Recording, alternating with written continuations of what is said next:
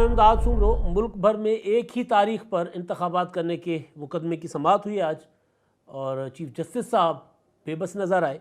रास्ता निकालने की अब भी वो कोशिश कर रहे हैं कि किसी तरह इंतखाबात सितंबर से पहले एक ही तारीख पर हो जाएं। फिर पंजाब खैबर पख्तूनख्वा के इंतखाबात की जो 90 दिन की पाबंदी है वो उसके बाद अगर उसकी खिलाफ वर्जी होती है तो खैर है, सितंबर से पहले पहले इंतखाबात हो जाएं। आज एक कहा जाए कि सनसनीखेज़ किस्म की समाअत हुई पिटीशंस की। उसमें वफाकी हुकूमत ने भी मुज़ाकरात के मुतालिक अपना जवाब दायर कराया सुप्रीम कोर्ट में। उससे पहले तहरीक इंसाफ ने मुतफ़रिक़ दरख्वास्त में अपना रिपोर्ट दी थी कि जी क्या मुज़ाकरात में क्या क्या हुआ।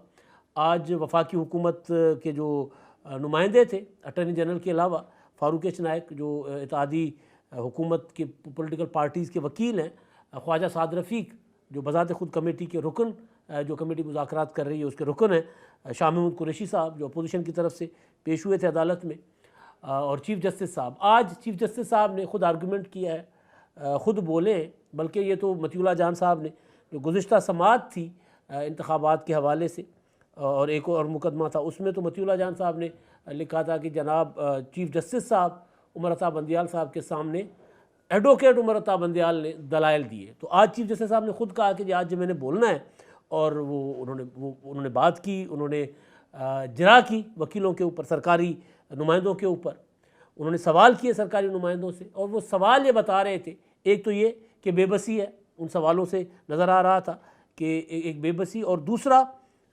बेबसी के बावजूद एक कोशिश थी कि किसी तरह रास्ता निकाला जाए सितंबर में इंतखाबात का। और एक और चीज़ जो आज आर्गूमेंट के दौरान ख्वाजा साद रफ़ीक साहब के दलाइल कह लें या उनकी स्टेटमेंट थी, बेसिकली वकील तो नहीं थे, वो अपना मौक़िफ़ पेश करने आए थे हुकूमत की तरफ से। उसमें उन्होंने कहा कि अगर हमसे हुकूमत से कोई बात रह गई थी तो आपको चाहिए था कि आप उसको ज़रा देख लेते, उसके मुताबिक आप कोई समाअत कर लेते, फ़ैसला करते।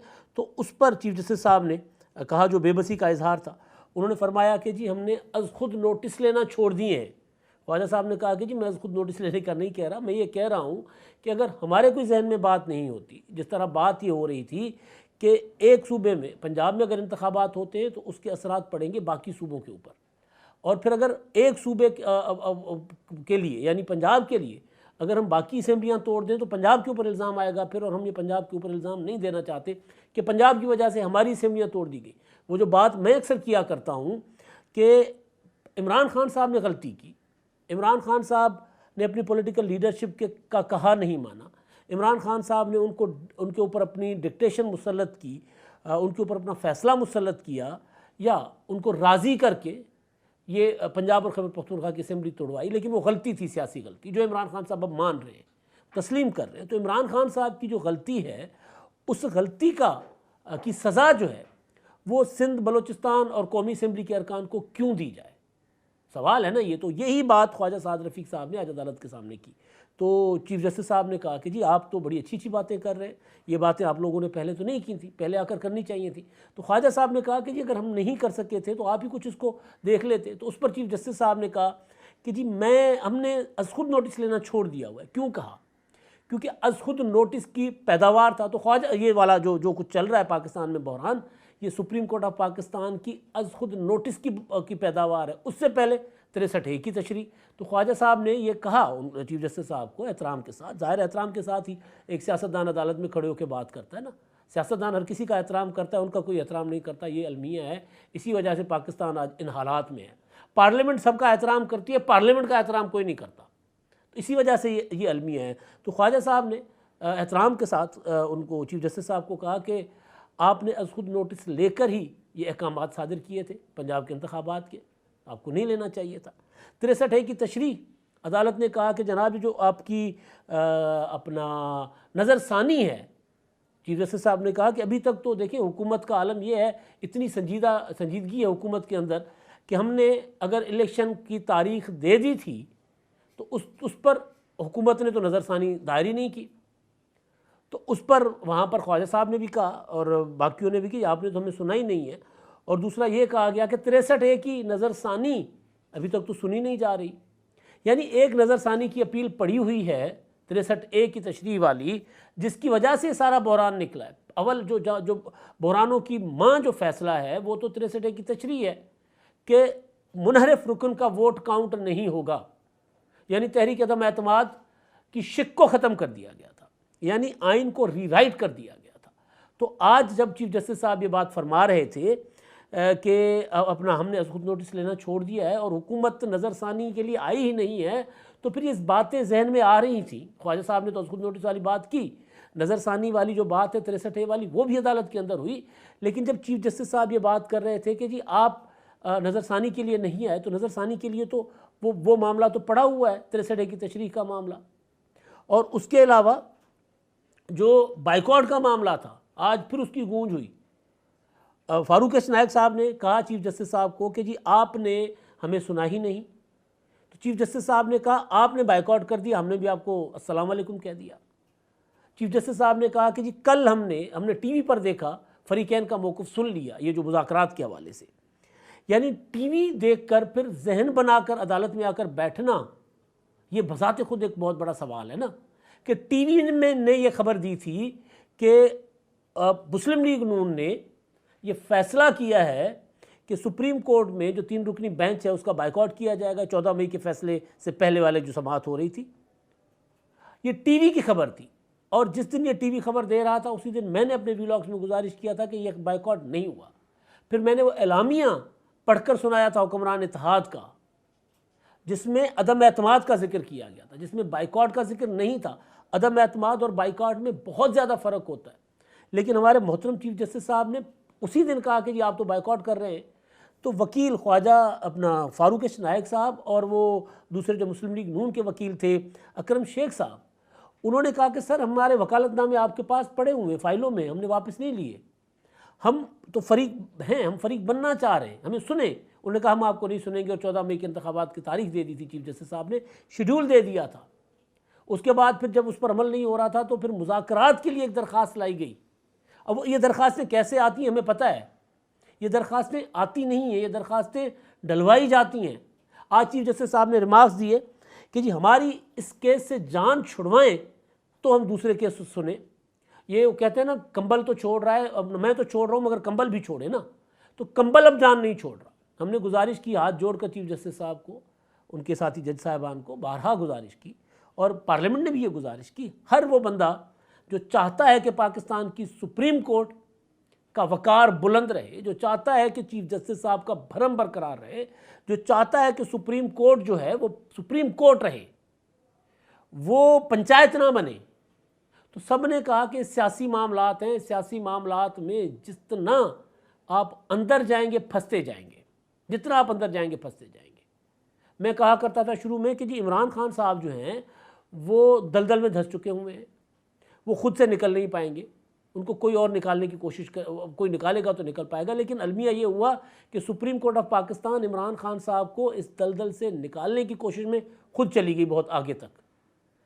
और अब आज जो कहा गया, ये जो पिटिशन्स थी शाह खावर की और जो बाकी हुकूमत और PTI की जो जवाब आए मुज़ाकरात के हवाले से, उसमें आज ये कहा गया, इस नुक्ते पर समाअत ख़त्म हुई कि सियासी मामलात जो हैं वो सियासतदानों के ऊपर छोड़ा, सियासी अमल पर छोड़ा जाए। तो सियासी अमल पर ही छोड़ा जाना चाहिए था ये सारा कुछ। परवेज़ इलाही वज़ीर आला बन पाते ना बन पाते 63A की तशरीह नहीं आनी चाहिए थी। 63A की तशरीह पहले आई, उसके बाद परवेज़ इलाही जब बने वज़ीर आला तो उस तशरीह को दोबारा चेंज करके नई तशरीह की गई। ये बहरान यहाँ से पैदा हुए। पंजाब इमरान खान साहब के हवाले हुआ, पंजाब इमरान खान साहब को दे दिया गया, इमरान खान साहब ने पंजाब लेके 2 सूबाई असेंबलियाँ तोड़ दी। अब 2 सूबाई असेंबलियाँ तोड़ने के बाद आज जो चीफ जस्टिस साहब का आर्गूमेंट है, 2 आर्गूमेंट चीफ जस्टिस साहब के हैं, जिस वजह से मैं कह रहा हूँ कि बेबसी के बावजूद वो रास्ता निकालने की कोशिश कर रहे थे। एक आर्गूमेंट ये है कि तुर्किया में ज़लज़ले में भी इंतखाबात हुए, बिल्कुल हुए, लेकिन क्या तुर्किया में ऐसा हुआ था कि एक सियासतदान की अहमकाना हरकत की वजह से, एक सियासतदान की हठधर्मी की वजह से, एक सियासतदान की अना की वजह से, एक सियासतदान की नालायकी और नाअहली की वजह से, आमरीत की वजह से पूरे मुल्क की असेंबलियाँ सुप्रीम कोर्ट ने तोड़वाई, वहाँ की अदालत ने नहीं तोड़वाई। वहाँ ड्यू जो था वो डेट थी, उस पर इंतखाबात हुए। यहाँ क्या मसला है, यहाँ ड्यू डेट है 8 अक्टूबर की, इमरान खान ने 2 असेंबलियाँ तोड़ दी, आप 2 असेंबली में इंतखाबात करवा दें, कौन मना कर रहा है? लेकिन सवाल ये है कि पाकिस्तान जैसे मुल्क में अगर पंजाब के इंतखाबात पहले हो जाते हैं तो उसके नताइज अच्छे नहीं निकलेंगे। ये भी अपनी जगह हकीकत है। ये कैसे, क्योंकि वहाँ पर निगरान हुकूमत का कॉन्सेप्ट नहीं है, हमारे यहाँ तो निगरान हुकूमत का कॉन्सेप्ट है। तो निगरान हुकूमत का कॉन्सेप्ट हमारे आइन में है, तो निगरान हुकूमत पंजाब में अब इस वक्त इंतखाबात हो रहे हैं, तो मरकज़ में निगरान हुकूमत नहीं है, नताइज कौन मानेगा? जब पंजाब में इंतखाबात हो जाएंगे और फिर जब कौमी असम्बली के इंतखाबात हो रहे होंगे तो पंजाब में निगरान हुकूमत नहीं होगी सूबे की, कौन नताइज मानेगा? ये सारी कॉम्प्लिकेशंस हैं। आइन जो हम अक्सर गुजारिश किया करते हैं कि आइन को तो कुल एक आइन है ना, टोटलिटी में पढ़ा जाना है। आइन किसी एक शिक का नाम नहीं है। किसी एक शिक पर अमल करने का मतलब आइन पर अमल करना नहीं है। तो असल चीज़ जो है वो ये, जब चीफ जस्टिस साहब ये फरमा रहे हैं कि तुर्किया में तो ज़लज़ले के दौरान इंतखाबात हो गए, 1988 में सैलाब के दौरान पंजाब में इंतखाबात हो गए, तो एक ही दिन पर इंतखाबात हो रहे थे। इशू एक दिन के इंतखाबात का है। इशू ये नहीं है कि पंजाब के इंतखाबात इस वक्त जो है वो अपना सूरत हाल ऐसी है कि पंजाब के इंतखाबात नहीं हो रहे, ये इशू नहीं है। चीफ जस्टिस साहब ये प्रेशराइज़ कर रहे हैं सियासी क़ुव्वतों को, हुकूमत को, कि एक दिन पर इंतखाबात करवाए, मतलब कौमी असम्बली और 2 सूबाई असम्बलियाँ तोड़कर पीछे ले आए।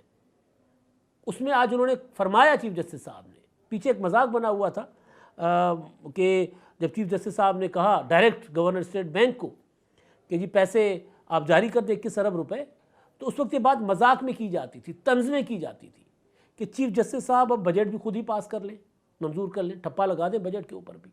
उस तरफ मामला जा रहा है। चीफ जस्टिस साहब आज फरमा रहे थे अपना आर्गूमेंट के दौरान, जो जिरा हो रही थी उसके दौरान वो खुद ही कर रहे थे। 2 जज साहबान तो बोल ही नहीं रहे, जस्टिस एजाज अल हसन और मुनीब अख्तर साहब तो बोल ही नहीं रहे। उससे पहले वो जो परसों तरसों समाअत हुई थी 8 रुकनी बेंच की, वो कानून वाला मामला था जिस पर मतीउल्लाह जान ने कहा, वो ज़रा मैं कन्फ्यूज़ कर गया था, वो जो बिल था चीफ जस्टिस के अख्तियारात वाला बिल, उस पर जो समाअत हुई थी तो उसमें भी चीफ जस्टिस साहब अकेले ही बोले थे। वो खुद ही बतौर वकील दलाइल दे रहे थे, जिस पर, यानी वकील की तरह, बतौर वकील नहीं, वकील की तरह दलाइल दे रहे थे, जिस पर मतीउल्लाह जान ने कहा था कि चीफ जस्टिस उमर अता बंदयाल ने ये कहा और एडवोकेट उमर अता बंदयाल ने ये जवाब दलील दिया।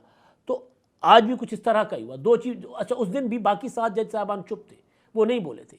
आज भी बाकी चुप थे दोनों, चीफ जस्टिस साहब बोल रहे थे। तो चीफ जस्टिस साहब ने क्या दलील दी? उन्होंने कहा लाजमी तो नहीं है कि बजट 30 जून को पेश हो, बजट मई में भी पेश हो सकता है और पेश होता रहा है, माजी में बिल्कुल होता रहा होगा। बजट पेश होना और कौमी असम्बली को वक्त से पहले तहलील करने के लिए अदालत के अंदर से दबाव आना, 2 अलग अलग चीज़ें हैं। और बजट अदालत की सहूलतकारी की वजह से, या अदालत अगर चाहती है कि इंतखाबात 4 सूबों में और कौमी असम्बली के एक दिन हों, तो उसके लिए बाकी असम्बलियाँ भी तोड़ दी जाएँ, क्योंकि इमरान खान ने पंजाब और खैबर पख्तूनख्वा की असम्बलियाँ तोड़ दी हैं। तो उसके लिए फिर बजट का ये नुक्ता उठाना बजाते खुद सवाल उठाता है कि चीफ जस्टिस साहब ये सवाल कैसे उठा सकते हैं, चीफ जस्टिस साहब ये दलील कैसे दे सकते हैं, चीफ जस्टिस साहब हुकूमत को ये क्यों मजबूर कर सकते हैं, किस तरह मजबूर कर सकते हैं कि बजट आप मई में पेश कर दें। और बजट मई में पेश कर दें, इसका मतलब है कि अपना असेंबली मई, अपना जून के अंदर अंदर या मई में तोड़ दें और सितंबर से पहले पहले इंतखाबात करवा दें। वो जो एक गुमान किया जा रहा था, वो जो बात, एक आर्गूमेंट आता रहा है कि इमरान खान साहब चाहते हैं कि इस इंतखाबात सितंबर से पहले पहले हो जाए। तो फिर ये कोशिश पूरी यही है। अगर फ़र्ज़ कर लेते हैं कि जी अपना मई में बजट पेश हो जाता है, तो इंतखाबात सितंबर में हो जाएंगे, हुकूमत के लिए अक्टूबर में हो जाए, तो क्या एक महीने में क्या फ़र्क पड़ जाएगा? ऐसा क्या हो जाएगा कि इतनी हैजानी कैफियत बर्पा की हुई है? चीफ जस्टिस साहब ने कहा कि जी अभी ये मामला तो सियासी अमल पर है, लेकिन वो जो इस मुज़ाकरात की वजह से हम 14 मई के इंतखाबात वाला फ़ैसला लेकर नहीं बैठे रहेंगे। तो ये जो कुछ हो रहा है, कन्फ्यूजन जो हो रही है, जो जिस तरह मामलात को देखा जा रहा है, इससे अदालत को निकलना पड़ेगा। अदालत अगर इसमें फंसी रही तो ना इंतखाबात होंगे वक्त पर, फिर तो मुझे 8 अक्टूबर को इंतखाबात होते नज़र नहीं आ रहे, फिर सूरत हाल और ख़राब हो जाएगी। क्योंकि गैर यकीनी की कैफियत में ना मईशत चल सकती है, ना IMF। देखिए IMF रोज़ाना कोई ना कोई नया बहाना लगा देता है। अब हुकूमत से कहा जा रहा है कि जनाब बताएं कि IMF के पैसे आएंगे तो कहाँ लगेंगे, कैसे लगेंगे। तो ये बजट पेश करना, कब पेश करना है कब नहीं पेश करना, सुप्रीम कोर्ट का काम नहीं है।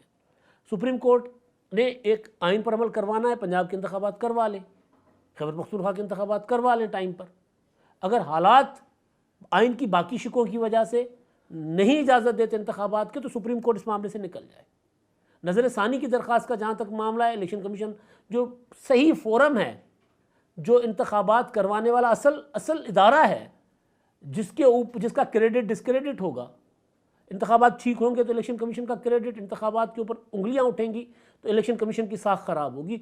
वो एक बार नहीं बार बार कह चुके हैं कि इंतखाबात नहीं होंगे, नज़र सानी करें। नज़र सानी की दरख्वास्त भी आ गई है, मगर चीफ जस्टिस साहब आज बड़े मासूमाना तरीके से कह रहे थे कि जी हुकूमत ने तो अभी तक नज़र सानी की दरख्वास्त दायर नहीं की। तो बेबसी भी है। चीफ जस्टिस साहब को अंदाज़ा हो गया है कि अब भरम टूट चुके हैं, खुद नोटिस भी नहीं ले सकते, वज़ीर आज़म को घर भी नहीं भेज सकते, पार्लियामेंट सामने खड़ी हुई है। लेकिन उसके बावजूद एक जो चाहत है ना सितंबर से पहले इंतखाबात वाली, वो नज़र आ गई है कि ऐसा ना हो कि इंतखाबात अपनी मुद्दत में मैं ना करवा जाऊं और काजी फ़ायज़ ईसा साहब आ जाए। फिर काजी फ़ायज़ ईसा साहब के आने के बाद पीछे जो जिनके ऊपर रेफरेंसेस हैं, वो सब के सब इनको ख़तरा है कि वो रेफरेंसेस फिर सुप्रीम जुडिशल काउंसिल बैठना शुरू होगी, तो फिर वो बाकी जिनके ऊपर इल्ज़ामात आ रहे हैं, जो जज साहिबान जो कहा जा रहा है कि इमरान खान साहब को सहूलतकारी करें, इल्ज़ाम मैं कह रहा हूँ, फिर खदशा ये है सबको, जो इमरान खान साहब का ग्रुप है उनको, या जो इमरान खान के मुखालफिन है, वो ये समझते हैं कि इनको खदशा ये है कि अगर काजी फ़ायज़ ईसा साहब से पहले इंतखाबात ना हुए और काजी फ़ायज़ ईसा साहब आ गए, तो पहले तो वो जहाँ जहाँ से इमरान खान साहब को रिलीफ मिल रहा है, वो सारे जो होंगे ना, वो रेफरेंसेस तो आए हुए हैं, तो उनको ना घर भेज दिया जाए। तो असल लड़ाई ये है। लेकिन बेबसी के बावजूद चीफ जस्टिस साहब टकरे मारकर रास्ता निकालने की कोशिश कर रहे हैं, लेकिन मुझे नहीं लगता कि अब वो रास्ता निकाल पाएंगे। इमरान खान के लिए क्या, अपने लिए भी नहीं। अब तक के लिए इतना ही। अल्लाह।